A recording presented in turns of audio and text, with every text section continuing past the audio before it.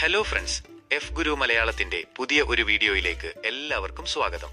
മെഡിസെപ്പ് പദ്ധതിയിലെ പുതിയ മാറ്റങ്ങൾ, സ്വകാര്യ ആശുപത്രികളുടെ പിന്മാറ്റവും പുതിയ ആനുകൂല്യങ്ങളും കേരള സർക്കാർ ജീവനക്കാരും പെൻഷൻകാരുമായ ലക്ഷക്കണക്കിന് ആളുകളെ ബാധിക്കുന്ന മെഡിസെപ്പ് പദ്ധതിയിൽ നിരവധി പുതിയ മാറ്റങ്ങൾ സംഭവിച്ചിരിക്കുന്നു. ഭൂരിഭാഗം സ്വകാര്യ ആശുപത്രികളും പദ്ധതിയിൽ നിന്ന് പിന്മാറിയതിനെ തുടർന്ന് ഉണ്ടായ പ്രതിസന്ധി പരിഹരിക്കുന്നതിനായി സർക്കാർ പുതിയ നടപടികൾ സ്വീകരിച്ചിരിക്കുന്നു.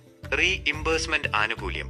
പദ്ധതിയിൽ നിന്ന് പിന്മാറിയ ആശുപത്രികളിൽ ചികിത്സ തേടുന്നവർക്ക് ചികിത്സാ ചെലവ് തിരിച്ചുപിടിക്കാനുള്ള റീഇംബേഴ്സ്മെന്റ് ആനുകൂല്യം പുനഃസ്ഥാപിച്ചു. ഇത് രോഗികൾക്ക് വലിയ ആശ്വാസമായിരിക്കും.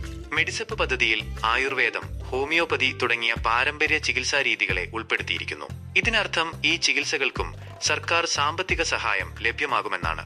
അവയവമാറ്റം, മൂലകോശ ചികിത്സ തുടങ്ങിയ ഗുരുതര രോഗങ്ങൾക്ക് ചികിത്സ തേടുന്നവർക്ക് പ്രത്യേക പരിഗണന നൽകും.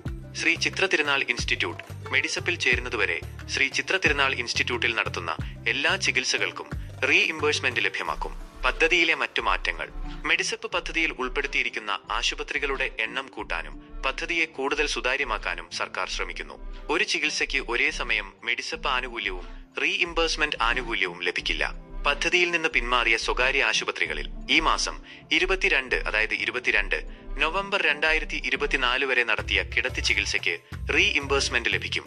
മെഡിസെപ്പ് പദ്ധതിയിലെ ഈ മാറ്റങ്ങളിലൂടെ സർക്കാർ ലക്ഷ്യമിടുന്നത് സർക്കാർ ജീവനക്കാരും പെൻഷൻകാരുമായ എല്ലാവർക്കും സമഗ്രമായ ആരോഗ്യ സംരക്ഷണം ഉറപ്പാക്കുക എന്നതാണ്. കൂടുതൽ വിവരങ്ങൾക്ക് നിങ്ങളുടെ അടുത്തുള്ള സർക്കാർ ആശുപത്രിയുമായോ മെഡിസെപ്പ് ഹെൽപ്പ് ലൈനുമായോ ബന്ധപ്പെടുക. ഈ വീഡിയോ നിങ്ങൾക്ക് ഉപകാരപ്രദമായി തോന്നിയെങ്കിൽ ലൈക്ക് ചെയ്യുക, ഷെയർ ചെയ്യുക, ചാനൽ സബ്സ്ക്രൈബ് ചെയ്യുക. അടുത്ത വീഡിയോയിൽ കാണാം. നന്ദി.